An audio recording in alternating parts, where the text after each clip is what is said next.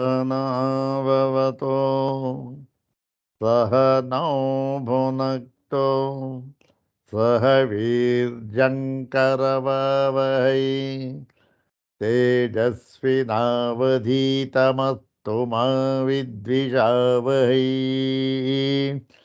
ॐ शान्ति शान्ति शान्तिः।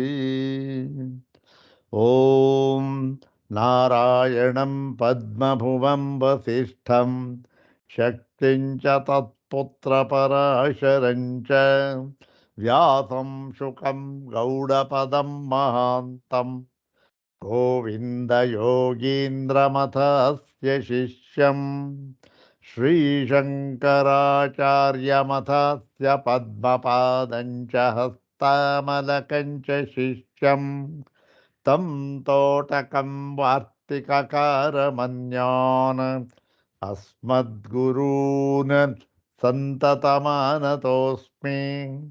शङ्करं शङ्कराचार्यं केशवं बादरायणं सूत्रभाष्यकृतौ वन्दे भगवन्तौ पुनः पुनः। श्रुतिस्मृतिपुराणानाम् आलयं करुणालयं नमामि भगवत्पादं शङ्करं लोकशङ्करं नमामि भगवत्पादशङ्करं लोकशङ्करं वन्दे तं सच्चिदानन्दं यतिवर्यं महामतिं वेदवेदान्तसारज्ञं सद्गुरुं प्रणतोऽस्म्यहम्। सदाशिवसमारम्भां शङ्कराचार्यमध्यमाम् अस्मदाचार्यपर्यन्तां वन्दे गुरुपरम्पराम्। ॐ नमो ब्रह्मादिभ्यो ब्रह्मविद्यासम्प्रदायकर्तृभ्यो वंशर्षिभ्यो नमो महद्भ्यो नमो गुरुभ्यः। सर्वोपप्लवरहितः प्रज्ञानघनः प्रत्यगर्थो ब्रह्मैवाहमस्मि ब्रह्मैवाहमस्मि। अधीहि भगवो ब्रह्म श्रीमच्छङ्करभगवत्पूज्यपादमहासद्गुरुभ्यो नमः। श्री श्री सच्चिदानन्देन्द्र सरस्वती सद्गुरुभ्यो नमः। यो ब्रह्माणं विदधाति पूर्वं यो वै वेदांश्च प्रहिणोति तस्मै तन्मदेवमात्मबुद्धिप्रकाशम् मुमुक्षुर्वै शरणमहं प्रपद्ये। ॐ शान्ति शान्ति शान्तिः।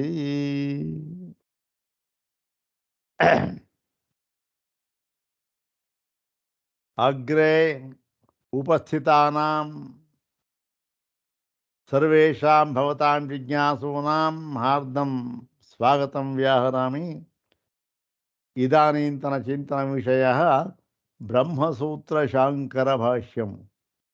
तत्र द्वितीये अध्याये अविरोधाध्याये द्वितीये पादे प्रथमं रचनानुपपत्त्यधिकरणम् इति अधिकरणं दशभिः सूत्रैः समुपेते। अस्मिन् अधिकरणे अस्मिन् सूत्रे अस्मिन् अधिकरणे दशसूत्राणि वर्तन्ते। दशसूत्राणि निबद्धानि सन्ति अस्मिन् अधिकरणे, प्रथमे अधिकरणे। अतः दशभिः सूत्रैः समुपेते अस्मिन् अधिकरणे इदानीं तृतीयं सूत्रम् इदानीं चिन्तयितव्यमस्ति। चिन्तयामः।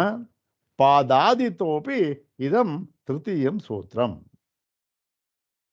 अग्रे तावत् शङ्करभगवत्पूज्यपादानां प्रशस्तिश्लोकमेकं पठित्वा तेषां पादारविन्दयोः शिरसा प्रणिपत्य अनुग्रहं च प्राप्य सर्वे वयं प्रकृतं तृतीयं सूत्रं तद्भाष्यभागं च विचारयामः।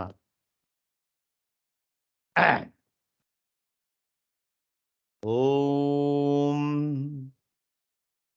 संसाराब्धिनिषण्णाग्निकरप्रोज्जिहीर्षय कृतसंहननं वन्दे शङ्करं लोकशङ्करम्।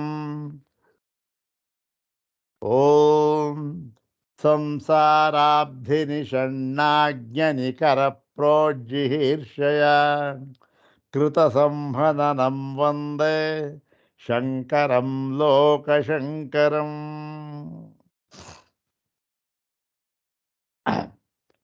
अथ श्रीमच्छङ्करभगवतः कृतौ शारीरकमीमांसाभाष्ये द्वितीये अविरोधाध्याये द्वितीये पादे प्रथमं दशसूत्रात्मकं रचनानुपपत्त्यधिकरणम्।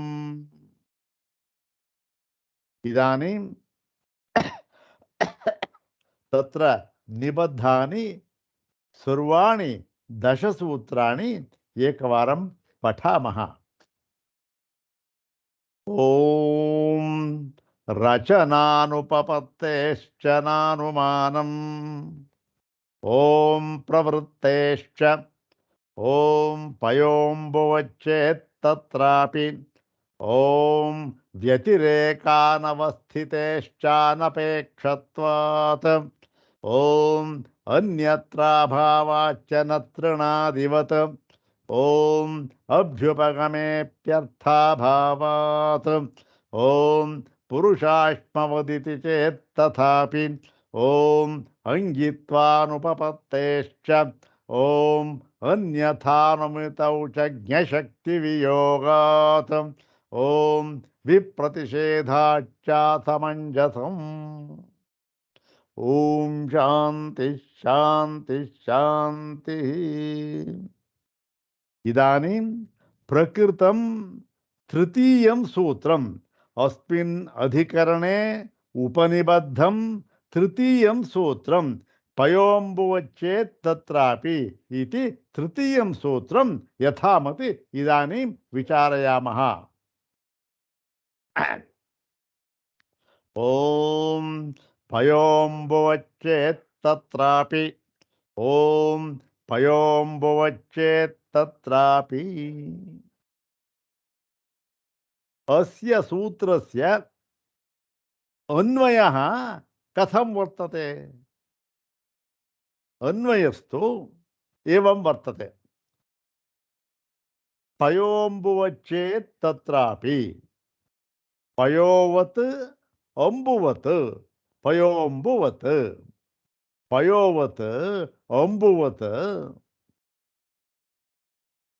अचेतनस्यापि प्रधानस्य प्रवर्तकत्वं स्यात् इति चेत् इति पूर्वः पक्षः।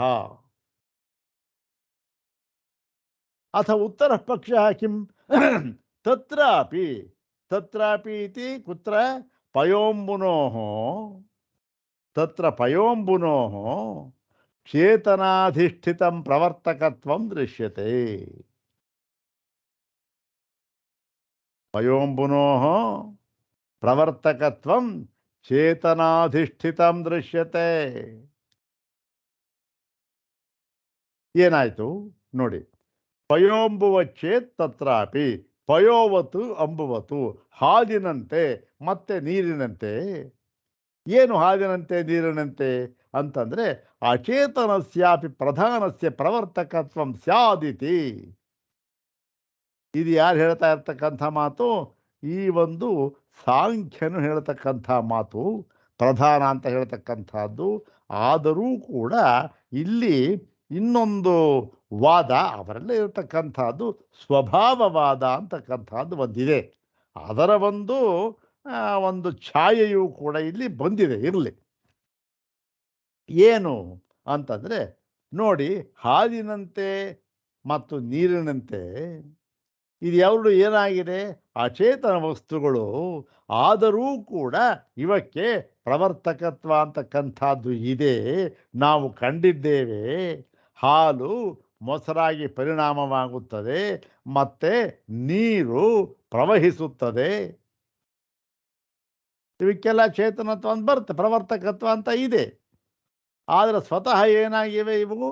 ಇವೆರಡೂ ಕೂಡ ಈ ಅಚೇತನವಾದ ವಸ್ತುಗಳು. ಹೀಗೆ ಅಚೇತನವಾದ ವಸ್ತುಗಳಾಗಿದ್ದರೂ ಕೂಡ ಅದು ಚೇತನ ವಸ್ತುವಿನಿಂದ ಅಧಿಷ್ಠಿತವಾಗಿ ಇರಬೇಕಾದಂಥ ನಿಯಮವೇನೂ ಇರೋದಿಲ್ಲ. ಒಂದು ಪಕ್ಷ ಚೇತನದಿಂದ ಅಧಿಷ್ಠಿತವಾಗಿ ಇಲ್ಲದಿದ್ದರೂ ಕೂಡ ಪ್ರವರ್ತಕತ್ವ ಎನ್ನುವುದು ಸಾಧ್ಯ. ಅರೆ, ಇದೇಗೆ ಸ್ವಾಮಿ ಸಾಧ್ಯ? ಒಂದು ರಥ ಇದೆ, ಅದರಾಗದೆ ಹೊರಟು ಬಿಡುತ್ತಾ? ಅದಕ್ಕೆ ಕುದುರೆ ಬೇಕು, ಸಾರಥಿ ಬೇಕು. ಅಂದರೆ ನೋಡಿ ಸ್ವಾಮಿ, ನಿಮ್ಮ ದೃಷ್ಟಾಂತ ಆ ಕಡೆ ಇರಲಿ, ನಮ್ಮ ದೃಷ್ಟಾಂತ ತಗೊಳ್ಳಿ, ಪಯೋಂಬುವತ್ತು ಅಂಬುವತ್ತು ಅಂತ ಹೇಳಿಬಿಟ್ಟ ಸಾಂಖ್ಯ. ನೋಡಿ ಸ್ವಾಮಿ, ಇದಕ್ಕೆ ಪ್ರವರ್ತಕತ್ವ ಅಂತ ಇಲ್ವಾ? ಇದಕ್ಕೆ ಇದೆಯಲ್ಲ. ಅಂದರೆ ಅಂತ ನೀನು ಹೇಳುವುದಾದರೆ, ಸಾಂಖ್ಯರೇ, ಅಂತ ನೀವು ಹೇಳುವುದಾದರೆ, ಈ ಅಚೇತನವಾದ ಹಾಲಿಗೂ ಮತ್ತು ನೀರಿಗೂ ಕೂಡ ಯಾವ ಚೇತನದ ಅವಶ್ಯಕತೆಯೂ ಇಲ್ಲದೆ ಪ್ರವರ್ತಕತ್ವವು ಇರಬಹುದು ಎಂದು ನೀವು ಹೇಳುವುದಾದರೆ, ತತ್ರಾಪಿ, ಅಲ್ಲಿಯೂ ಕೂಡ ನಿಲ್ಲಿಸ್ಬಿಟ್ಟು ಸೂತ್ರ ಏನು, ಅಲ್ಲಿಯೂ ಕೂಡ ನಿಲ್ಲಿಸ್ಬಿಟ್ರೆ ನಾವು ಮುಂದೆ ನೋಡ್ಕೋಬೇಕು ಅದನ್ನೆಲ್ಲ. ಅದು ಭಾಷ್ಯಕಾರ ಹೇಳಿದ್ದಾರೆ ಅವೆಲ್ಲ. ಅದನ್ನು ನೋಡ್ಕೊಂಡು ನಾವು ವಾಕ್ಯ ಪೂರ್ತಿ ಮಾಡಿಕೊಳ್ಬೇಕು. ತತ್ರಾಪಿ, ಅಲ್ಲಿಯೂ ಕೂಡ, ಎಲ್ಲೇ ತತ್ರ ಅಲ್ಲಿಯೂ ಅಂದ್ರೆ ಎಲ್ಲಿ? ಆ ಒಂದು ಹಾಲು ಮತ್ತು ನೀರು ನೀವು ದೃಷ್ಟಾಂತ ಕೊಟ್ರಲ್ಲಪ್ಪ ಸಾಂಖ್ಯರೇ, ಅಲ್ಲಿಯೂ ಕೂಡ ಚೇತನಾಧಿಷ್ಠಿತಂ ಪ್ರವರ್ತಕತ್ವಂ ದೃಶ್ಯತೆ. ಅಲ್ಲಿಯೂ ಕೂಡ ಪ್ರವರ್ತಕತ್ವ ಅಂತಕ್ಕಂಥದ್ದು ಚೇತನಾಧಿಷ್ಠಿತವಾಗಿಯೇ ಇರುವುದು ಕಂಡು ಬಂದಿದೆ. ಅರೆ, ಇದ್ಯಾಕೆ ಸ್ವಾಮಿ ಚೇತನಾಧಿಷ್ಠಿತ ಕಂಡು ಬಂದಿದೆ ಅಂದ್ಬಿಟ್ರಲ್ಲ? ಅಂದರೆ ಅದಕ್ಕೆ ಹೇಳ್ತೇವೆ ಅಂತ ಹೇಳಿ ಈ ಒಂದು ಸೂತ್ರದ ವಿವರಣೆಯನ್ನು ಶಂಕರ ಭಗವತ್ಪಾದರು ಕೊಡ್ತಾ ಇದ್ದಾರೆ. ಇಲ್ಲಿ ಒಂದು ವಿಚಾರ ಇದೆ, ಅದನ್ನು ಈ ಒಂದು ವಿವರಣೆ ಆದಮೇಲೆ ನಂತರ ಅದನ್ನು ವಿಚಾರ ಮಾಡೋಣ. ಹೇಗೆ ಶಂಕರ ಭಗವತ್ಪಾದರು ತರ್ಕ ಮಾಡುವುದರಲ್ಲಿ ಹೇಗೆ ಸಮರ್ಥರು ಅಂತನ್ನುವುದನ್ನು ಈ ಒಂದು ಸೂತ್ರ ಒಂದು ಉದಾಹರಣೆ ಇದೆ. ನೋಡೋಣ, ಅದನ್ನು ನೋಡೋಣ, ಮುಂದೆ ನೋಡೋಣ. ಈಗ ಭಾಷ್ಯ ಇಷ್ಟು ಅರ್ಥವಾಯಿತು ನಮಗೆ. ಈ ಭಾಷ್ಯ ಭಾಗವನ್ನು ನೋಡೋಣ. 10ನೇ ಭಾಷ್ಯ ಭಾಗ. ಸ್ವಲ್ಪ ಭಾಗ ಆಗಿದೆ, ಪರವಾಗಿಲ್ಲ, ಏನು ತೊಂದರೆ ಇಲ್ಲ. ನಿಧಾನವಾಗಿ ಇದನ್ನು ಚೆನ್ನಾಗಿ ಅರ್ಥ ಮಾಡಿಕೊಂಡು ನಾವು ಮುಂದೆ ಹೋಗಬೇಕಾದಂಥ ಒಂದು ಅವಶ್ಯಕತೆ ತುಂಬ ಇದೆ ಇದರಲ್ಲಿ. 10ನೇ ಭಾಷ್ಯ ಭಾಗ. ಸ್ಯಾದೇತತ್, ಹೀಗೂ ಇರಬಹುದು. ಇದು ವೇದಾಂತಿ ಏನು ಮಾಡ್ತಾ ಇದ್ದಾನೆ, ಅವನೇ ಆಕ್ಷೇಪಣೆ ಹಾಕೋತಾ ಇದ್ದಾನೆ, ಅವನೇ ಒಂದು ಊಹೆ ಮಾಡ್ತಾ ಇದ್ದಾನೆ. ಹೌದಲ್ವೇ, ಸಾಂಖ್ಯರು ಹೀಗೆ ಹೇಳ್ಬಹುದಲ್ವೇ ಅಂತ. ಸಾಂಖ್ಯರು ನಿಜವಾಗಿಯೂ ಬಂದು ಇಲ್ಲಿ ಹೇಳಿಲ್ಲ, ಆದರೂ ಕೂಡ ವೇದಾಂತಿ ಊಹೆ ಮಾಡ್ತಾ ಇದ್ದಾನೆ. ಏನು? ಓಹೋ, ಸಾಂಖ್ಯರು ಹೀಗೆ ಹೇಳ್ಬಹುದಲ್ಲ ಅಂತ. ಹೇಗೆ ಅಂತಂದರೆ, ಯಥಾ ಕ್ಷೀರಂ ಅಚೇತನಂ ಸ್ವಭಾವೇನೈವ ವತ್ಸ ವಿವೃದ್ಧ್ಯರ್ಥಂ ಪ್ರವರ್ತತೆ. ಇನ್ನು ಹಾಲು ಪಯೋಂಬುವ ಚೇತ್ ಅಂತ ಇದೆಯಲ್ಲ, ಅಲ್ಲಿ ಪಯೋವತ್ತು ಪ್ರವರ್ತಕತ್ವ. ಹಾಲಿಗೆ ಪ್ರವರ್ತಕತ್ವ ಅಂತಕ್ಕಂಥದ್ದು ಏನಿದೆ? ಪರಿಣಾಮ ಆಗುತ್ತೆ ಮೊಸರಾಗಿ. ಮತ್ತು ಇನ್ನೊಂದೇನಿದೆ ಇಲ್ಲಿ ಹೇಳ್ತಕ್ಕಂಥ ವತ್ಸ ವಿವೃದ್ಧ್ಯರ್ಥಂ ಪ್ರವರ್ತತೆ. ಅದು ತನ್ನ ಕರುವು ಅದು ವಿವೃದ್ಧಿ ಆಗಬೇಕು, ಅದು ಬೆಳಿಬೇಕು, ಅದಕ್ಕೋಸ್ಕರ ಅದು ಪ್ರವರ್ತಿಸುತ್ತಿದೆ. ಕ್ಷೀರ ಇದಕ್ಕೆ ಯಾವ ಚೇತನಾಧಿಷ್ಠಿತ ಸ್ವಾಮಿ? ತನ್ನ ಕರು ಉದ್ಧಾರವಾಗಬೇಕು, ತನ್ನ ಕರು ಬೆಳಿಬೇಕು, ಆರೋಗ್ಯಕರವಾಗಿರಬೇಕು ಎನ್ನುವುದಕ್ಕೋಸ್ಕರ ಅದು ಹಾಲನ್ನು ಕೊಡ್ತಾ ಇದೆ, ಹಾಲು ಬರ್ತಾ ಇದೆ. ಇದೇನು ಹಾಲು ಬರ್ತಾ ಇರೋದು ಅಂದರೆ ಸ್ವಭಾವ ಆದದ್ದು, ಹಸುವಿನ ಸ್ವಭಾವ ಅದು. ತನ್ನ ಕರುವಿನ ವೃದ್ಧಿಗೋಸ್ಕರ ಅದು ಹಾಲನ್ನು ಹರಿಸುವುದು ಅದರ ಸ್ವಭಾವ. ಅದಕ್ಕೆ ಯಾವ ಚೇತನಾಧಿಷ್ಠಿತ ಪಾತನಾಧಿಷ್ಠಿತ ಬೇಕಾಗಿಲ್ಲ. ಅದಕ್ಕೆ ಯಾಕೆ ಬೇಕು? ಸ್ವಭಾವದಿಂದಲೇ ಅದು ಹಾಲನ್ನು ಕೊಡ್ತಾ ಇದೆ. ಒಂದು ಉದಾಹರಣೆ. ಯಥಾಚ ಮತ್ತೊಂದು, ಯಥಾಚ ಜಲಂ ಅಚೇತನಂ ಸ್ವಭಾವೇನೈವ ಲೋಕೋಪಕಾರಾಯ ಸೆಂದತೆ. ಮತ್ತು ನೀರಿದೆ, ನದಿ ಹರಿತಾ ಇದೆ, ಕಾವೇರಿ ನದಿ ಜೀವನದಿ. ಅದೇನು? ಅದು ಜಲ ಅಂತಕ್ಕಂಥದ್ದು ಅಚೇತನವಾದ ವಸ್ತು. ಆದರೂ ಕೂಡ ಸ್ವಭಾವೇನೈವ, ಇಲ್ಲಿ ಸ್ವಭಾವೇನೈವ ಸ್ವಭಾವ ಅಂತ ಹಾಕಿರೋದ್ರಿಂದ ಸ್ವಭಾವ ಅದೇನರ್ಥ? ಯಾವಾಗ ನೀವು ಸ್ವಭಾವ ಎನ್ನುವುದನ್ನು ಯಾವುದೋ ಒಂದು ಪ್ರವರ್ತನೆಗೆ ಹೇಳಿದ್ರೆ ಅದಕ್ಕೆ ನೀವು ಯಾವ ಕಾರಣವನ್ನು ಕೇಳಕೂಡದು. ಅದಕ್ಕೆ ಯಾವ ಕಾರಣವೂ ಇಲ್ಲ, ಯಾವ ತರ್ಕವೂ ಇಲ್ಲ, ಯಾವ ವಾದ ವಿವಾದವೂ ಇಲ್ಲ. ಬೆಂಕಿ ಸುಡುತ್ತದೆ ಅಂತಾರೆ, ಸುಡುತ್ತದೆ ಅಷ್ಟೇ, ಸ್ವಭಾವ ಅದರದ್ದು. ಅದಕ್ಕೇನು ವಾದ ವಿವಾದವಾಗಲಿ ಅಥವಾ ಇಲ್ರಿ ಇದಕ್ಕೆ ಪ್ರಮಾಣ ಏನ್ರಿ, ಯಾವ ಶ್ರುತಿಯಲ್ಲಿ ಹೇಳಿದೆ ಅಂತಕ್ಕಂಥಾಗಲಿ ಏನೂ ಇಲ್ಲ. ಅನುಭವ ಅಂತಕ್ಕಂಥದ್ದು ಇರಲಿ, ಅದು ಬೇರೆ ವಿಚಾರ. ಆದರೂ ಕೂಡ ಸುಡುತ್ತದೆ ಅಂತ ಅನ್ನುವುದು ಹೇಗೆ ಸುಡುತ್ತದೆ? ಅದಕ್ಕೇನಾದರೂ ಕೂಡ ಬೇರೆ ಕಡೆ ಶಕ್ತಿ ಬಂತ ಬೆಂಕಿಗೆ? ಏನೂ ಇಲ್ಲ. ಸ್ವಭಾವ ಅದರದಷ್ಟೇ, ಮುಟ್ಟದ ಸುಡ್ತು ಅಷ್ಟೇ. ಅದೇನೂ ಮಾಡಲಿಲ್ಲ ಅದು ಬೆಂಕಿ. ಯಾವಾಗ ಸ್ವಭಾವ ಅಂತ ಹೇಳಿದ್ವೋ ಅದರ ಬಗ್ಗೆ ನಾವು ಏನನ್ನೂ ಪ್ರಶ್ನೆ ಮಾಡುವುದಕ್ಕೆ ಬರುವುದಿಲ್ಲ. ಹಾಗಾಗಿ ಇದು ಸ್ವಭಾವ. ನೀರು ಹರಿಯತಕ್ಕಂಥದ್ದು ಸ್ವಭಾವ. ಯಾತಕ್ಕೆ ಹರಿತಾ ಇದೆ? ಪರೋಪಕಾರಾಯ ವಹಂತಿ ನದ್ಯ. ಸುಭಾಷಿತ ಇದೆಯಲ್ಲ, ಪರೋಪಕಾರಕ್ಕೋಸ್ಕರವಾಗಿ ನದಿ ಹರಿತಾ ಇದೆ. ಏನು? ಅದರ ತಕ್ಕ ಸ್ವಭಾವ ಅದರದ್ದು. ಅದೇನು? ಯಾವ ಚೇತನದಿಂದಲೂ ಕೂಡ ಅಧಿಷ್ಠಿತವಾಗಿಲ್ಲ, ಯಾವ ಶಕ್ತಿಯೂ ಬೇಕಿಲ್ಲ, ಯಾವ ಬಾಹ್ಯ ಆ ಚೇತನವೂ ಕೂಡ ಅದಕ್ಕೆ ಬೇಕಿಲ್ಲ. ಅದೇ ರೀತಿ ಇವೆರಡು ಉದಾಹರಣೆಗಳಂತೆ ಏವಂ ಪ್ರಧಾನಂ ಅಚೇತನಂ ಸ್ವಭಾವೇನೈವ ಪುರುಷಾರ್ಥ ಸಿದ್ಧಯೇ ಪ್ರವರ್ತಿಷ್ಯತೆ ಇತಿ. ನೋಡಿ ಸ್ವಾಮಿ, ವೇದಾಂತಿಗಳೇ, ಹೇಗೆ ಈ ಹಾಲು ಮತ್ತು ನೀರು ಇವೆರಡೂ ಕೂಡ ಸ್ವಭಾವದಿಂದಲೇ ಯಾವ ಕಾರಣವೂ ಇಲ್ಲದೆ, ಯಾವ ಹೊರಗಿನ ವ್ಯಾಪಾರವೂ ಇಲ್ಲದೆ, ಯಾವ ಚೈತನ್ಯದ ಅಧಿಷ್ಠಾನವೂ ಇಲ್ಲದೆ ತಾನೇ ತಾನಾಗಿ ಸ್ವಭಾವದಿಂದ ಪ್ರವರ್ತಿಸುವುದು ಕಂಡು ಬರುತ್ತಿದೆಯೋ, ಅದೇ ರೀತಿ ನಮ್ಮ ಪ್ರಧಾನಕ್ಕೂ ಕೂಡ ಇದು ಸ್ವಭಾವ. ಏನು ಸ್ವಭಾವ ಇದು? ಅದು ಪುರುಷನಿಗೋಸ್ಕರ, ಪುರುಷನ ಪ್ರಯೋಜನಕ್ಕೋಸ್ಕರವಾಗಿ ಅದು ಪ್ರವರ್ತಿಷ್ಯತೆ, ಅದು ಪ್ರವೃತ್ತವಾಗಿದೆ. ಅದರ ಪ್ರವೃತ್ತಿ ಅಂತಕ್ಕಂಥದ್ದು ಪುರುಷನ ಪ್ರಯೋಜನಕ್ಕಾಗಿ. ಇದು ಏನಾಗಿದೆ? ಇದಕ್ಕೆ ಯಾವ ಚೇತನವಾದ ಅಧಿಷ್ಠಾನವೂ ಬೇಕಿಲ್ಲ, ಮತ್ತು ಎಕ್ಸ್ಟರ್ನಲ್ ಫೋರ್ಸ್ ಬೇಕಿಲ್ಲ, ಮತ್ತು ಯಾವ ಒಂದು ಏನು ಬಲವೂ ಕೂಡ ಬೇಕಿಲ್ಲ. ತಾನೇ ತಾನಾಗಿ ಸ್ವಭಾವದಿಂದಲೇ ಪ್ರಧಾನವು ಹೀಗೆ ಪ್ರವರ್ತನೆಯಾಗುತ್ತಿದೆ. ಸ್ವಭಾವಕ್ಕೆ ಪ್ರವರ್ತನೆ ಅಂತಕ್ಕಂಥದ್ದು ಇದೆ. ಎಂಥ ಪ್ರವರ್ತನೆ? ಪುರುಷನಿಗೋಸ್ಕರ, ಅದು ಪುರುಷನ ಪ್ರಯೋಜನಕ್ಕೋಸ್ಕರ ಪ್ರವರ್ತನೆ ಮಾಡ್ತಾ ಇದೆ. ಸ್ವಭಾವ ಅದರದ್ದು.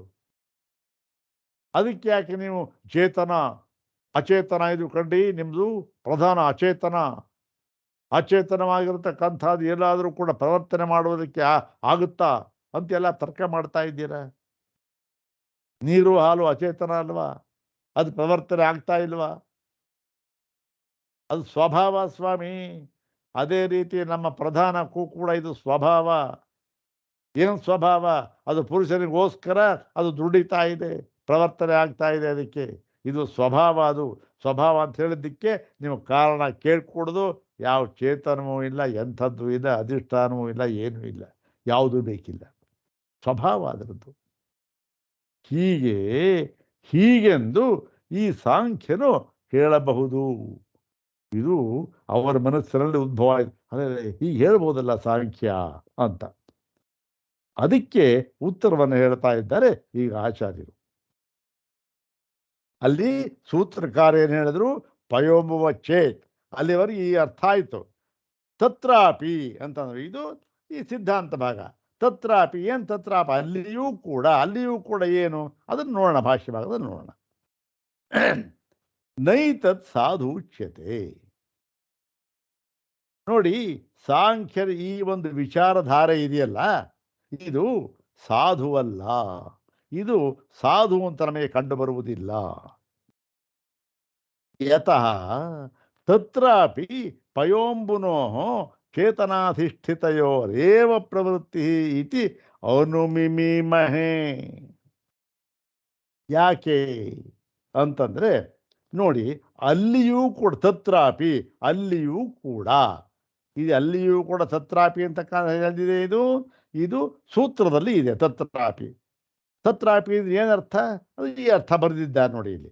ಪಯೋಂಬುನೋ ಚೇತನಾಧಿಷ್ಠಿತಯೋರೇವ ಪ್ರವೃತ್ತಿ ಇತಿ.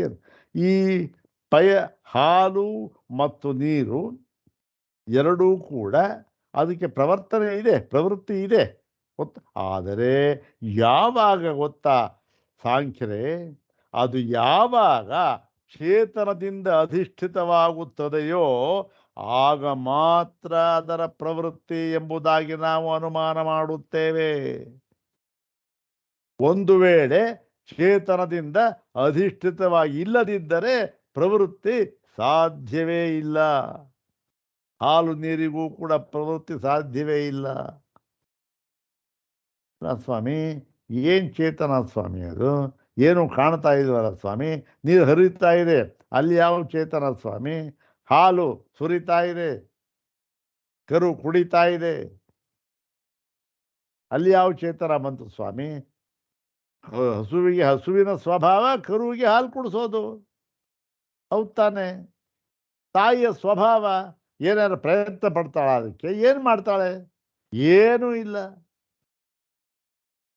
ಅಂತಂತ ನಾವು ಏನು ಆದರೂ ಕೂಡ ಇಲ್ಲಿ ಹೇಳ್ತಾ ಇದ್ದಾರೆ, ಹಾಲು ಮತ್ತು ನೀರು ಯಾವಾಗ ಚೇತನದಿಂದ ಅಧಿಷ್ಠಿತವಾಗುತ್ತದೆಯೋ ಆಗ ಮಾತ್ರ ಅದಕ್ಕೆ ಪ್ರವೃತ್ತಿ ಆಗುತ್ತೆ ಹೊರತು ಇಲ್ಲದೆ ಹೋದರೆ ಅದಕ್ಕೆ ಪ್ರವೃತ್ತಿ ಸಾಧ್ಯವಿಲ್ಲ ಎಂಬುದಾಗಿ ನಾವು ಅನುಮಿಮೀಮಹೇ ಅಂತಕ್ಕಂಥದ್ದು ಇದು ಉತ್ತಮ ಪುರುಷ ಬಹುವಚನ ರೂಪ. ಇದು ಮಾನೆ ಅಂತಕ್ಕಂಥದ್ದು, ಇದು ಅನುಮಿಮೀಮಹೇ ನಾವು ಅನುಮಾನ ಮಾಡುತ್ತೇವೆ. ಹೇಗೆ ಅಂತಂದರೆ ನೋಡಿ, ಅದಕ್ಕೆ ಹೇಳ್ತಾರೆ, ಉಭಯವಾದಿ ಪ್ರಸಿದ್ಧೇ ರಥಾದವು ಅಚೇತನೆ ಕೇವಲೆ ಪ್ರವೃತ್ತಿ ಅದರ್ಶನಾತ್. ಇದೊಂದು ಉದಾಹರಣೆ ಕೊಡಿ. ಏನಿದು ಉದಾಹರಣೆ? ಎಲ್ಲರೂ ಇಬ್ಬರಿಗೂ ಈ ಒಂದು ರಥ ಇದೆ, ಇದು ಇಬ್ಬರು ಒಂದು ಉದಾಹರಣೆ ಕೊಡಬೇಕಾದ ನೋಡಿ, ಅದು ಇಬ್ಬರಿಗೂ ಕೂಡ, ಯಾರಿಗೆ? ಸಿದ್ಧಾಂತಿಗಳಿಗೂ ಹಾಗೂ ಪ್ರತಿಪಕ್ಷದವರಿಗೂ ಕೂಡ ಸಮ್ಮತವಾಗಿರ್ತಕ್ಕಂಥ ಉದಾಹರಣೆಯನ್ನು ಕೊಡಬೇಕು. ಹಾಗೆ ಕೊಟ್ಟರೆ ಮಾತ್ರ ಉದಾಹರಣೆ ಅದು ಸಂಗತವಾಗುತ್ತೆ, ಇಲ್ಲದೇ ಇದೆ ಸಂಗತವಾಗೋದಿಲ್ಲ. ಅದು ಪೂರ್ವ ಪಕ್ಷ ಒಪ್ಪದೆ ಹೋದರೆ ಅದು ಉದಾಹರಣೆ ಕೊಡೋಕ್ಕಾಗೋದಿಲ್ಲ. ನಾವು ಇಬ್ಬರಿಗೂ ಒಪ್ಪಿಗೆ ಆಗಬೇಕು, ಅಂಥ ಉದಾಹರಣೆಯನ್ನು ಮಾತ್ರ ಕೊಡಬೇಕು. ಇಲ್ಲಿ ಏನು ರಥ ಮುಂತಾದ ಎರಡಕ್ಕೂ ಇಬ್ಬರಿಗೂ ಕೂಡ ಅನುಮತವಾಗಿರತಕ್ಕಂಥ ಉದಾಹರಣೆ ಇದು. ರಥವೇ ಮುಂತಾದವು ಅದು ಅಚೇತನವಾದ ವಸ್ತು, ಅದು ಚೇತನವಾದ ವಸ್ತುವಿನಿಂದ ಅಧಿಷ್ಠಿತವಾಗಿ ಇಲ್ಲದೆ ಹೋದರೆ ಅದಕ್ಕೆ ಪ್ರವೃತ್ತಿ ಅಂತಕ್ಕಂಥದ್ದು ಅದರ್ಶನಾತ್ ಕಂಡುಬರುವುದಿಲ್ಲ ಅಂಥೇಳಿ ನೋಡಿ. ಇದಕ್ಕೆ ಶಾಸ್ತ್ರವೂ ಕೂಡ ಇದೆ. ಇಲ್ಲಿ ಶಾಸ್ತ್ರವಾಕ್ಯವನ್ನು ತರಬೇಕಾದಿರಲಿಲ್ಲ, ಆದರೂ ಕೂಡ ಇದರಲ್ಲಿ ಶಾಸ್ತ್ರವಾಕ್ಯವನ್ನು ತಂದಿದ್ದಾರೆ. ಏನು ಅಂತಂದರೆ, ಇಲ್ಲಿ ಶಾಸ್ತ್ರವನ್ನ ಉಪಯೋಗಿಸಿಕೊಂಡು ಸಿದ್ಧ ಮಾಡುವುದಕ್ಕಲ್ಲ, ಇದು ಕೇವಲ ಉದಾಹರಣೆಗೋಸ್ಕರ ಹೇಳಿರ್ತಕ್ಕಂಥ ಮಾತಷ್ಟೆ. ನೋಡಿ, ಶಾಸ್ತ್ರ ಇದೆ, ಬೃಹದಾರಣ್ಯಕೋಪನಿಷತ್ತಿನ ಹೇಳಿದೆ, ಯೋ ಅಪ್ಸು ತಿಷ್ಠನ್ ಯಹ ಅಪೋ ಅಂತರೋ ಯಮಯತಿ, ಅಪಹ ಅಂತರೋ ಯಮಯತಿ. ಅಂದರೆ ಯಾವನು ಅಪ್ಸು ತಿಷ್ಠನ್, ಅಪ್ಸು ಅಂತಕ್ಕಂಥದ್ದು ಬಹುವಚನ ಪ್ರಯೋಗ, ಸಪ್ತಮಿ ವಿಭಕ್ತಿ. ಯಾವಾಗಲೂ ಕೂಡ ಅಪ್ ಶಬ್ದ ನಿತ್ಯ ಬಹುವಚನ ಅಂತ ಶಬ್ದ, ಅದಕ್ಕೆ ಸಿಂಗ್ಯುಲರ್ ಅಂತಕ್ಕಂಥದ್ದು ಇಲ್ಲವೇ ಇಲ್ಲ. ಆಪಹ ಅಂದರೆ ನೀರುಗಳು ಅಂತ, ಅದನ್ನು ನಾವು ಕನ್ನಡದಲ್ಲಿ ಹೇರುವಾಗ ನೀರು ನೀರು ಅಂತ ಹೇಳ್ಬೋದು. ಆದರೆ ಆಪಹ ಅಂತಂದರೆ ನೀರುಗಳು ಅಂತ ಬಹುವಚನ ಪ್ರಯೋಗ. ಎಲ್ಲ ಕೂಡ ಒಂದೇ ಒಂದು ವಿಭಕ್ತಿ ಇರತಕ್ಕಂಥ, ಒಂದೇ ಒಂದು ವಚನ ಇರತಕ್ಕಂಥದ್ದಲ್ಲಿ ಯಾವುದು ಬಹುವಚನ ಮಾತ್ರ ಇರತಕ್ಕಂಥದ್ದು. ಏಕವಚನ ದ್ವಿವಚನ ಇಲ್ಲವೇ ಇಲ್ಲ ಅದಕ್ಕೆ. ಅದರಿಂದ ಶಬ್ದ ಕೂಡ ಒಂದೇ ಒಂದು, ಆಪಹ, ಅಪಹ ದ್ವಿವಚನ, ಅದ್ಭಿ ಅದು ಯಾವುದದು ತೃತೀಯ ವಿಭಕ್ತಿ, ಅದ್ಭ್ಯ ಚತುರ್ಥಿ, ಅದ್ಭ್ಯ ಪಂಚಮಿ, ಅಪಾಂ ಷಷ್ಠಿ, ಅಪ್ಸು ಅಂತಕ್ಕಂಥದ್ದು ಸಪ್ತಮಿ ವಿಭಕ್ತಿ. ಇದು ಅಪ್ಸು ನೀರುಗಳಲ್ಲಿ. ಏನು ಯಾವನು ಈ ನೀರು, ನಾವು ನೀರಿನಲ್ಲಿ ಅಂತ ಅನುವಾದ ಮಾಡಿಕೊಳ್ಳೋಣ ಕನ್ನಡದಲ್ಲಿ. ಯಾವನು ನೀರಿನಲ್ಲಿ ಇದ್ದುಕೊಂಡು ಯಹ ಅಪಹ, ಅಪಹ ಅಂತ ಯಾವುದು ದ್ವಿತೀಯ ವಿಭಕ್ತಿ ಬಹುವಚನ, ಅಂದರೆ ನೀರನ್ನು ಒಳಗೆ ಇದ್ದುಕೊಂಡು ಯಮಯತಿ ಅದನ್ನು ನಿಯಂತ್ರಿಸುತ್ತಾನೋ ಅಂತಂದ್ರೆ ಏನು, ಯಾವುದೋ ಒಂದು ಚೇತನಾಧಿಷ್ಠಿತವಾಗಿದೆ, ಹಾಗಿದ್ದರೆ ಮಾತ್ರ ನೀರು ತನ್ನ ಪ್ರವರ್ತಿಸುವುದಕ್ಕೆ ಸಾಧ್ಯ ಅಂತಕ್ಕಂಥದ್ದು ಹೇಳ್ತಾ ಇದ್ದಾರೆ. ಮತ್ತು ಅಲ್ಲೇ ಇನ್ನೊಂದು ಉದಾಹರಣೆ ಕೊಡ್ತಾ ಇದ್ದಾರೆ. ಏತಸ್ಯವ ಅಕ್ಷರಸ್ಯ ಪ್ರಶಾಸನೆ ಗಾರ್ಗಿ ಪ್ರಾಚ್ಯ ಅನ್ಯಾಹ ನದ್ಯ ಸ್ಯಂದಂತೆ. ಅನ್ಯಾಹ ಅಂದರೆ ಅನ್ಯಾಹ ಕಾಶ್ಚನ ನದ್ಯ ಸ್ಯಂದಂತೆ. ನದ್ಯ ಅಂತಕ್ಕಂಥದ್ದು ಸ್ತ್ರೀಲಿಂಗ ಶಬ್ದ, ನದಿ ನದ್ಯವು ನದ್ಯ ಅಂತ. ಕಾಶ್ಚನ ನದ್ಯ ಸ್ಯಂದಂತೆ, ಯಾಜ್ಞವಲ್ಕ್ಯ ಹೇಳ್ತಕ್ಕಂಥ ಮಾತು. ಹೇ ಗಾರ್ಗಿ, ಎಲೈ ಗಾರ್ಗಿಯೇ, ಏತಸ್ಯವ ಅಕ್ಷರಸ್ಯ ಪ್ರಶಾಸನೆ, ನೋಡು ಈ ಒಂದು ಅಕ್ಷರದ ಪ್ರಶಾಸನೆ, ಅದರ ಒಂದು ನಿಯಂತ್ರಣದಿಂದಲೇ. ಅಂದ್ರೆ ಏನಾಯಿತು, ಯಾವುದೋ ಒಂದು ಚೈತನ್ಯ ಅಂತಕ್ಕಂಥದ್ದು ನಿಯಂತ್ರಣ ಮಾಡ್ತಾ ಇದೆ ಅಂದಾಗಾಯಿತು. ನೋಡು ಈ ಅಕ್ಷರವೆಂಬ ನಿಯಂತ್ರಣದಿಂದಲೇ ಪ್ರಾಚ್ಯ ಅನ್ಯಾಹ ಕಾಶ್ಚನ ನದ್ಯ, ಕೆಲವು ಬೇರೆಯ ಕೆಲವು ನದಿಗಳು ಏನಾಗ್ತಾ ಇದೆ, ಪ್ರಾಚ್ಯ ಅಂದರೆ ಪೂರ್ವಾಭಿಮುಖವಾಗಿ ಹರಿಯುತ್ತಿವೆ. ಕೆಲವು ಪೂರ್ವಾಭಿಮುಖವಾಗಿ ಹರಿಯುತ್ತಾ ಇದೆ, ಕೆಲವು ಪಶ್ಚಿಮಾಭಿಮುಖವಾಗಿ ಹರಿಯುತ್ತಾ ಇದೆ. ಹೌದು ತಾನೆ? ಕೆಲವು ದಕ್ಷಿಣಾಭಿಮುಖವಾಗಿ ಹರಿತಾ ಇರಬಹುದು. ಹೀಗೆ ಏನು ಇದೆಲ್ಲ ಯಾತಕ್ಕೆ, ಏತಸ್ಯವ ಅಕ್ಷರಸ್ಯ ಪ್ರಶಾಸನೆ, ಅದು ಈ ಅಕ್ಷರದ ಒಂದು ನಿಯಂತ್ರಣದಿಂದ, ಅಕ್ಷರ ತತ್ವದ ನಿಯಂತ್ರಣದಿಂದ. ಅಂದ್ರೇನು, ಅಕ್ಷರ ತತ್ವ ಎಂಬತಕ್ಕಂತಹ ಒಂದು ಚೈತನ್ಯದ ಅಧಿಷ್ಠಾನದಿಂದ ಮಾತ್ರ ಈ ನೀರು ಕೆಲಸ ಮಾಡ್ತಾ ಇದೆ ಅಂತ ಹೇಳಿದಾಗಾಯಿತು. ಚೇತನದ ಅಧಿಷ್ಠಾನ ಬಂದಾಗಾಯಿತು. ಇತ್ಯೇವಂಜಾತೀಯಕಂ ಸಮಸ್ತಸ್ಯ ಲೋಕ ಪರಿಸ್ಪಂದಿತಸ್ಯ ಈಶ್ವರಾಧಿಷ್ಠಿತತಾಂ ಶ್ರಾವಯತಿ. ಹೀಗೆ ಎಲ್ಲವೂ ಕೂಡ ಏನು, ಎಲ್ಲವೂ ಅಂದ್ರೆ ಏನು, ಚರಾಚರಾತ್ಮಕವಾದ, ಸ್ಥಾವರ ಜಂಗಮಾತ್ಮಕವಾದ, ನಾಮರೂಪಾತ್ಮಕವಾದ ಎಲ್ಲವೂ ಕೂಡ ಸಮಸ್ತಸ್ಯ ಲೋಕ ಪರಿಸ್ಪಂದಿತಸ್ಯ, ಸಮಸ್ತ ಲೋಕ ಪರಿಸ್ಪಂದನೆ ಅಂದರೆ ವ್ಯವಹಾರ ಅಂತ ಅಷ್ಟೇ. ಇಲ್ಲಿ ಲೋಕ ವ್ಯವಹಾರದ ಇದೆಯಲ್ಲ ಅದು, ಸ್ಪಂದಿತಸ್ಯ ಈಶ್ವರಾಧಿಷ್ಠಿತತಾಂ ಶ್ರಾವಯತಿ, ಎಲ್ಲವೂ ಕೂಡ ಈಶ್ವರನಿಂದ ಅಧಿಷ್ಠಿತವಾಗಿದೆ ಎನ್ನುವುದನ್ನು ಈ ಎಲ್ಲ ಶ್ರುತಿಗಳು ಕೂಡ ಹೇಳುತ್ತಿವೆ. ಈಶ್ವರನಿಂದ ಅಧಿಷ್ಠಿತವಾಗಿದೆ ಎಂಬುದನ್ನು ಎಲ್ಲ ಶ್ರುತಿಯೂ ಕೂಡ ಹೇಳಿದೆ. ಅಂದರೆ ಏನು, ಈಶ್ವರ ಅಂತಂದರೆ ಚೈತನ್ಯ, ಚೈತನ್ಯದಿಂದ ಅಧಿಷ್ಠಿತವಾಗಿದೆ ಎನ್ನುವುದನ್ನು ಸ್ಪಷ್ಟವಾಗಿ ಹೇಳ್ತಾ ಇದೆ ಎಲ್ಲವೂ ಕೂಡ. ತಸ್ಮಾತ್ ಸಾಧ್ಯ ಪಕ್ಷ ನಿಕ್ಷಿಪ್ತತ್ವಾತ್ ಪಯೋಂಬುವತ್ ಇತಿ ಅನುಪನ್ಯಾಸ. ಆದ್ದರಿಂದ ನೀವು ಪಯೋಂಬುವತು ಅಂತ ಹೇಳಿ ಈ ಒಂದು ಉದಾಹರಣೆಯನ್ನು ಕೊಟ್ಟುಬಿಟ್ರಲ್ಲ, ದೃಷ್ಟಾಂತ ನೀರಿನಂತೆ ಮತ್ತು ಹಾಲಿನಂತೆ ಅಂತಕ್ಕಂಥದ್ದು, ಇದು ನೋಡಿ ಸಿದ್ಧವಾಗಿಯೇ ಇಲ್ಲ. ಏನಿದು? ಸಾಧ್ಯ ಪಕ್ಷ ನಿಕ್ಷಿಪ್ತತ್ವಾತ್. ಇದು ಸಾಧ್ಯ ಪಕ್ಷ ನಿಕ್ಷಿಪ್ತ ಅಂತಂದ್ರೆ ಇದು ಸಾಧ್ಯ ಸಮದೃಷ್ಟಾಂತ ಅಂತ ಇದಕ್ಕೆ ಹೆಸರು. ಏನು ಸಾಧ್ಯ ಸಮದೃಷ್ಟಾಂತ ಅಂದರೆ ಇಲ್ಲಿ ಸಾಧ್ಯ ಪಕ್ಷ ಅಂದ್ರೆ ಏನು? ಸಾಧ್ಯ ಅಂತಂದ್ರೆ ಯಾವ ಒಂದು ವಸ್ತು ಇನ್ನೂ ಸಿದ್ಧವಾಗಿಲ್ಲವೋ, ಅದು ಸಿದ್ಧವಾಗಿಲ್ಲ, ಅದು ಇನ್ನೂ ಏನು ಸಾಧ್ಯ ಸ್ಥಿತಿಯಲ್ಲಿಯೇ ಇದೆ. ಅಂದರೆ ಏನು? ಇನ್ನೂ ಕೂಡ ವಾದ ವಿವಾದ, ಇನ್ನೂ ಕೂಡ ವಿಕಲ್ಪಗಳು, ಇದಮಿತ್ತಂ ಎಂಬುದಾಗಿ ಸಿದ್ಧವಾಗಿಯೇ ಇಲ್ಲ. ಇಂತಹ ಸಿದ್ಧವಾಗದೇ ಇರತಕ್ಕಂತಹ, ಇನ್ನೂ ಕೂಡ ಸಿದ್ಧವಾಗದೇ ಇರತಕ್ಕಂತಹ ಸ್ಥಿತಿ ಇದೆಯಲ್ಲ, ಆ ಸ್ಥಿತಿಗೆ ಹೆಸರು ಸಾಧ್ಯ ಸ್ಥಿತಿ ಅಂತ ಹೆಸರು. ಯಾಕೆ? ಸಿದ್ಧವಾಗಿಲ್ಲ, ಅದು ಇನ್ನೂ ಸಾಧ್ಯ. ಅದು ಅಂದರೆ ಸಿದ್ಧವಾಗಬೇಕಾಗಿದೆ ಅಷ್ಟೇ. ಮುಂದೆ ಸಾಧ್ಯ ಯಾವ ಸಿದ್ಧವಾಗಬೇಕಾಗಿದೆ.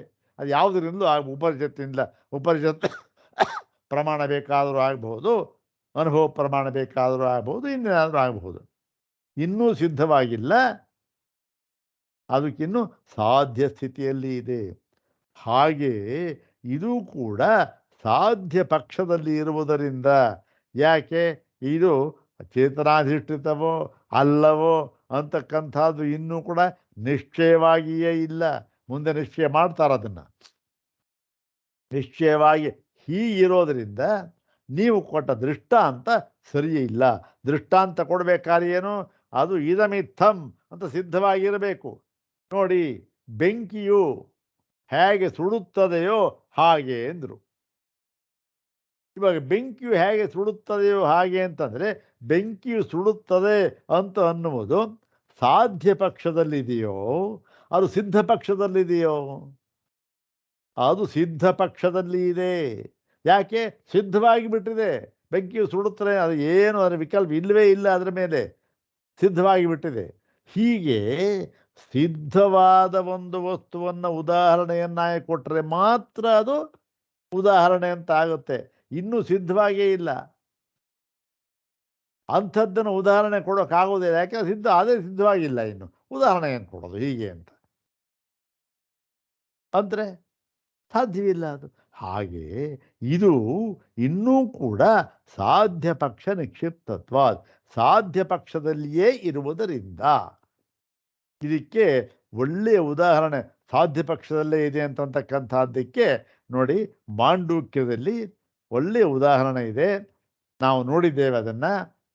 ಮಾಂಡೂಕ್ಯ ರಹಸ್ಯ ವಿವೃತ್ತಿಯಲ್ಲಿ ನಾವು ವಿಚಾರ ಮಾಡುವಾಗ ದೃಷ್ಟಾಂತ ಕೊಟ್ಟರು ಅಲ್ಲಿ ಗೌಡಪಾದರು. ಎಂಥದ್ದು? ಈ ಸಾಧ್ಯ ಸಮ ಅಂದರೆ ನೋಡಿ, ಇದು ಸಾಧ್ಯ ಸಮನಾಗಿದೆ ಅಂದರೆ ಏನು? ಸಾಧ್ಯ ಪಕ್ಷದಲ್ಲೇ ಇದೆ, ಸಾಧ್ಯಕ್ಕೆ ಸಮನಾಗಿದೆ.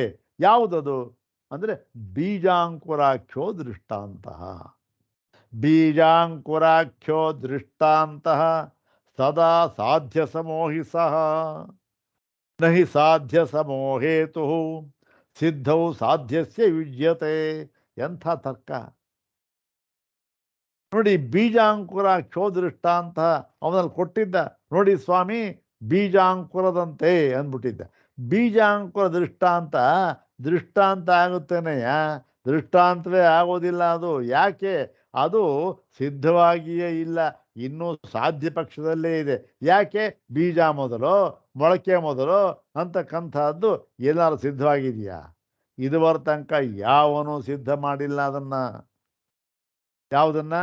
ಬೀಜ ಮೊದಲು ಅಥವಾ ಮೊಳಕೆ ಮೊದಲು ಅಂತಕ್ಕಂಥದ್ದನ್ನು ಎಲ್ಲರೂ ಸಿದ್ಧವಾಗಿದೆಯಾ? ಅದು ಯಾವಾಗಲೂ ಸದಾ ಸಾಧ್ಯ ಸಮೋಹಿ ಸಹ, ಅದು ಇನ್ನೂ ಸಾಧ್ಯವೇ. ಇನ್ನೂ ವಾದ ಮಾಡ್ತಾನೆ ಇದ್ದಾರೆ. ಆದ್ದರಿಂದ ಆ ದೃಷ್ಟಾಂತವನ್ನು ಕೊಡುವುದಕ್ಕೆ ಆಗುವುದಿಲ್ಲ. ಅದೇ ಸಿದ್ಧವಾಗಿಲ್ಲ, ಇನ್ನು ದೃಷ್ಟಾಂತ ಏನು ಕೊಡೋದಲ್ಲಿ? ಅದರಂತೆ ಅಂತ ಏನು ಕೊಡೋದು? ಅದರಂತೆ ಏನು ಬೇಕಾದ್ರೆ ಅದು ಸಿದ್ಧವಾಗಿರಬೇಕಲ್ಲ ಮುಂಚೆ. ಹೀಗೆ ನೋಡಿ, ಅಲ್ಲೂ ಕೂಡ ಒಳ್ಳೆ ದೃಷ್ಟಾಂತ. ಹೀಗೆ ಸಾಧ್ಯ ಪಕ್ಷ ನಿಕ್ಷಿಪ್ತತ್ವಾತ್ ಪಯೋಂಬೋದ ಅನುಪನ್ಯಾಸ. ನೀವು ಕೊಟ್ಟ ಉದಾಹರಣೆ ಸರಿ ಇಲ್ಲ.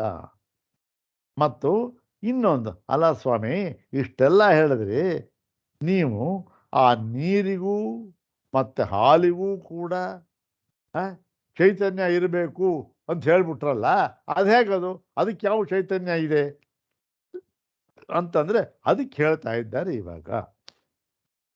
ನೋಡಿ, ಚೇತನಾಯಾಶ್ಚ ಧೇನ್ವಾ ಸ್ನೇಹೇಚ್ಛಯ ಪಯಸಃ ಪ್ರವರ್ತಕತ್ವೋಪಪತ್ತೇ ಅಂತ ಹೇಳಿ. ಈಗ ಚೇತನಾಯಾಶ್ಚ ಧೇನ್ವಾ ಸ್ನೇಹೇಚ್ಛ, ಇವಾಗ ಹಸು ಇದೆ, ಅದು ಏನಾಗುತ್ತೆ, ಅದು ಸ್ನೇಹ ಇಚ್ಛೆಯ ಅಂತಂದರೆ ಅದು ಯಾವುದೋ ಒಂದು ಸ್ನೇಹ ಅಂದರೆ ಯೂನಿಯನ್ ಅಂತಕ್ಕಂಥದ್ದು ಸಂಗತಿ. ಆ ಸಂಘವನ್ನು ಬಯಸಿ ಆ ಪ್ರವರ್ತಕತ್ವ, ಆ ಹಾಲನ್ನು ಹರಿಸುವುದು ಅಂತಕ್ಕಂಥದ್ದು ಅದು ನಡೆಯುತ್ತೆ. ಇಲ್ಲದೇ ಇದ್ದರೆ ಯಾವುದೋ ಒಂದು ಚೈತನ್ಯದಿಂದ ಕೂಡಿರತಕ್ಕಂತಹ ಸ್ನೇಹ ಸಂಬಂಧ ಇದೆಯಲ್ಲ, ಅದನ್ನು ಅನುಸರಿಸಿ ಆ ಒಂದು ಧೇನುವಿನಿಂದ ಹಾಲು ಬರುತ್ತದೆ. ಅದಿಲ್ಲದೆ ಇದ್ದರೆ ಬರುವುದಕ್ಕೆ ಸಾಧ್ಯವೇ ಇಲ್ಲ. ಏನು, ಹಸುವಿನಿಂದ ಹಾಲು ಬರುವುದು ಅಂತಕ್ಕಂಥದ್ದು ನೀನು ಹೇಳುವ ಹಾಗೆ ಸ್ವಭಾವ ಅಲ್ಲ. ಅದಕ್ಕೆ ಯಾವ ಪ್ರವರ್ತನೆ ಸ್ವಾಮಿ, ಯಾವ ಚೈತನ್ಯ ಸ್ವಾಮಿ ಸ್ವಭಾವದಿಂದ ಬರುತ್ತೆ ಅಂದ್ಬಿಟ್ಟಿದ್ದ ಇವನು. ಸ್ವಭಾವ ಅಲ್ಲಯ್ಯ ಅದು. ಅದಕ್ಕೂ ಕೂಡ ಒಂದು ಚೇತನ ಒಂದು ಬೇಕು, ಚೇತನಾಧಿಷ್ಠಿತ ಬೇಕು. ಚೈತನ್ಯವನ್ನು ಸ್ನೇಹ ಅಂತಕ್ಕಂಥದ್ದು ಇಲ್ಲದೆ ಹೋಗ್ಬಿಟ್ರೆ ಬರುವುದಕ್ಕೆ ಸಾಧ್ಯವೇ ಇಲ್ಲ. ಏನು ಅದು ಆ ಸ್ನೇಹ ಅಂತಕ್ಕಂಥದ್ದು ಯಾವುದು ಅಂತಂದರೆ, ವತ್ಸ ಚೋಷಣೇನ ಚ ಪಯಸಃ ಆಕೃಷ್ಯಮಾಣತ್ವಾತ್. ಅಂದರೆ ಯಾವಾಗ ಆ ಒಂದು ಚೋಷಣ ಅಂತಕ್ಕಂಥದ್ದು ಆ ಹಸು ಹಾಲನ್ನ ಹೀರ್ಕೊಳ್ತಂಥ ಅದನ್ನು ಕೆಚ್ಚನ್ನು ಕುಡಿಯುತ್ತಲ್ಲ, ಆ ಕುಡಿತಕ್ಕಂಥದ್ದು ಮತ್ತು ಆ ಕರುವಿನ ಬಗ್ಗೆ ಆ ಹಸುವಿಗೆ ಪ್ರೀತಿಯುಂಟಾಗಿ, ಓಹೋ ಇದರ ವತ್ಸ ವಿವೃದ್ಧ್ಯರ್ಥಂ, ನನ್ನ ಕರು ಇದರಿಂದ ವೃದ್ಧಿಯಾಗಬೇಕು ಎಂಬತಕ್ಕಂತಹ ಒಂದು ಆ ಪ್ರವರ್ತಕತೆ, ಈ ಸ್ನೇಹ ಇದೆಯಲ್ಲ, ಆ ಸ್ನೇಹ ಅಂತಕ್ಕಂಥದ್ದು ಇಲ್ಲದೆ ಹೋಗಿಬಿಟ್ರೆ ಹಾಲು ಹರಿಯುವುದಕ್ಕೆ ಸಾಧ್ಯವಿಲ್ಲ. ಈ ಹಾಲು ಕರೆಯೋರು ಏನು ಮಾಡ್ತಾರೆ, ಎಲ್ಲರಿಗೂ ಅನುಭವ ಆಗಿರ್ತಕ್ಕಂಥದ್ದು, ಕರು ತಂದ್ಬಿಟ್ಟಲ್ಲಿ ಕಟ್ಟಿಬಿಡ್ತಾರೆ.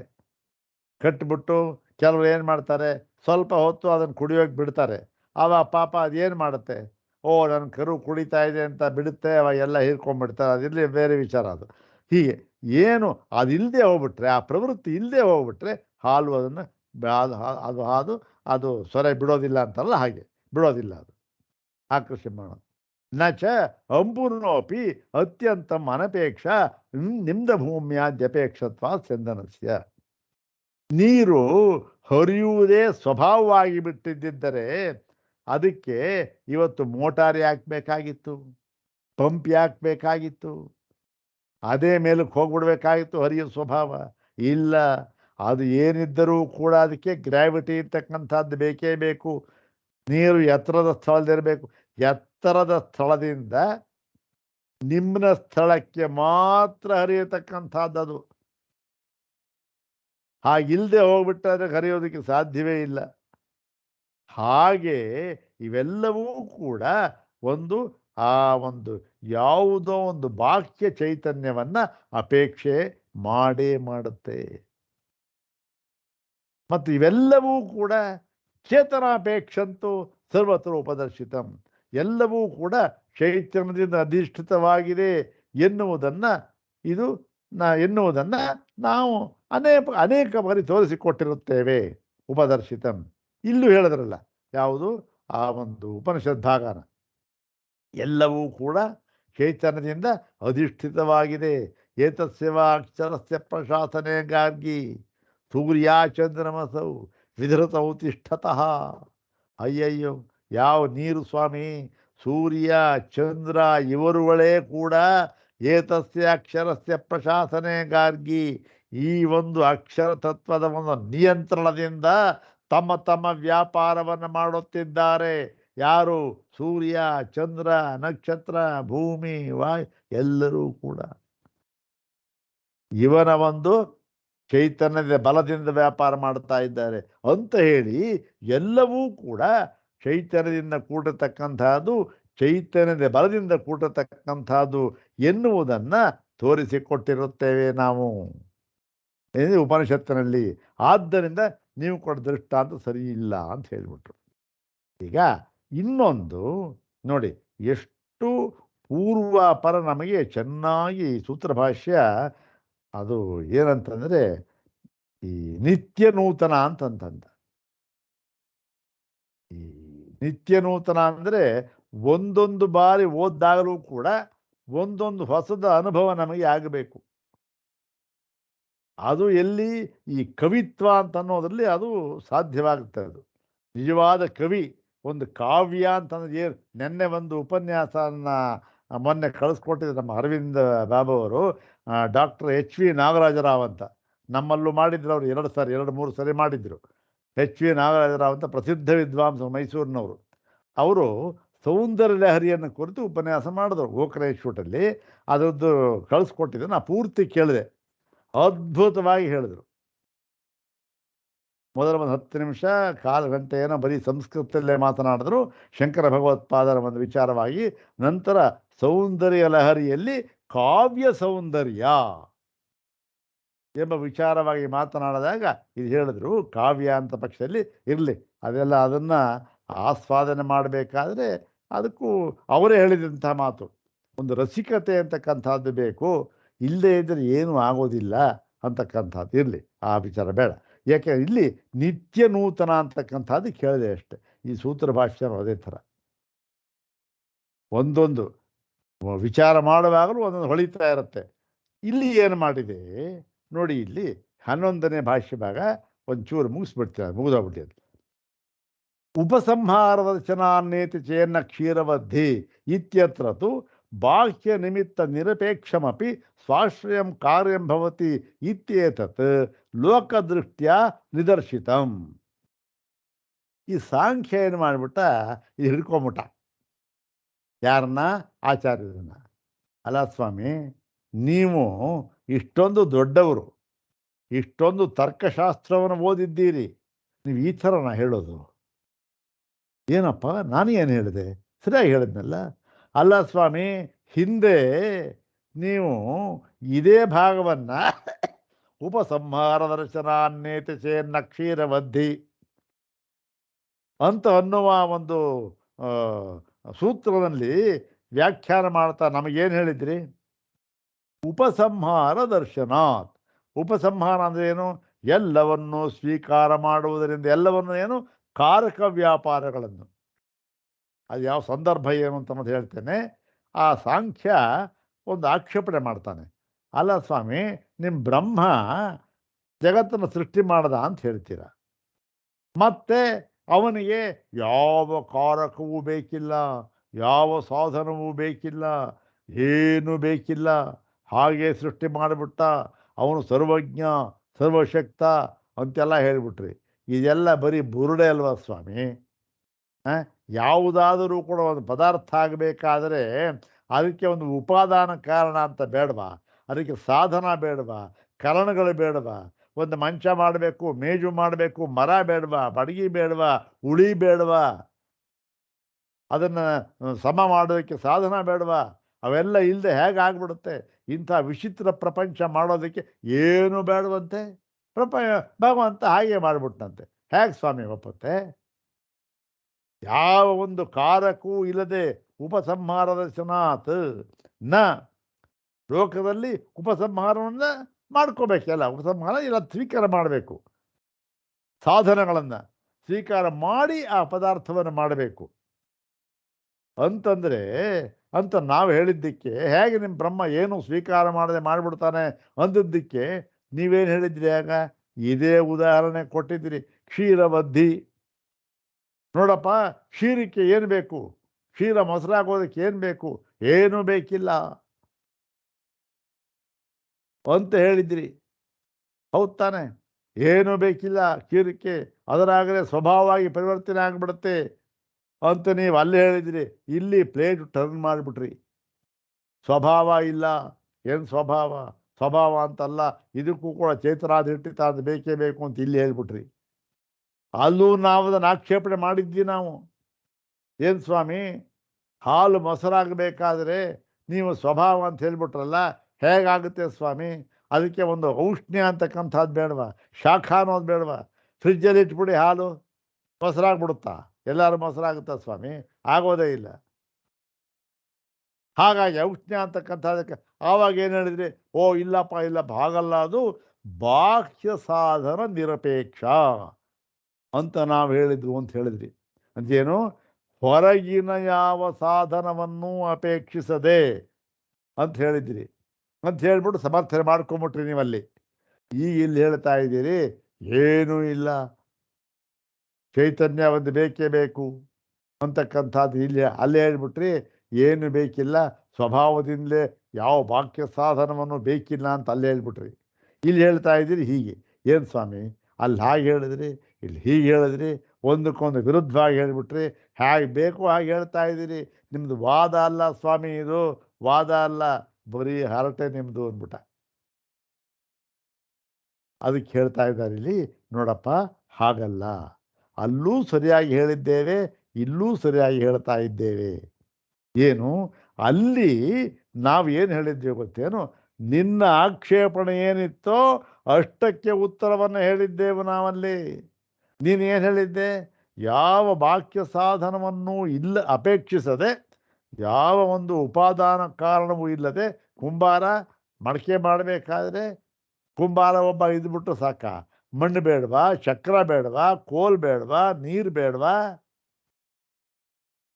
ಅವೆಲ್ಲ ಬೇಕು. ಹೀಗೆ ಕುಂಭವನ್ನು ಮಡಕೆ ಮಾಡೋಕ್ಕೆ ಅಷ್ಟೆಲ್ಲ ಇರಬೇಕಾದ್ರೆ ಇದನ್ನು ಜಗತ್ತು ಸೃಷ್ಟಿ ಮಾಡೋಕ್ಕೆ ಇನ್ನೆಂಥ ಉಪಾದಾನ ಕಾರಣ ಬೇಕು ಅಂತ ನೀನು ಕೇಳಿದ್ಯಲ್ಲ.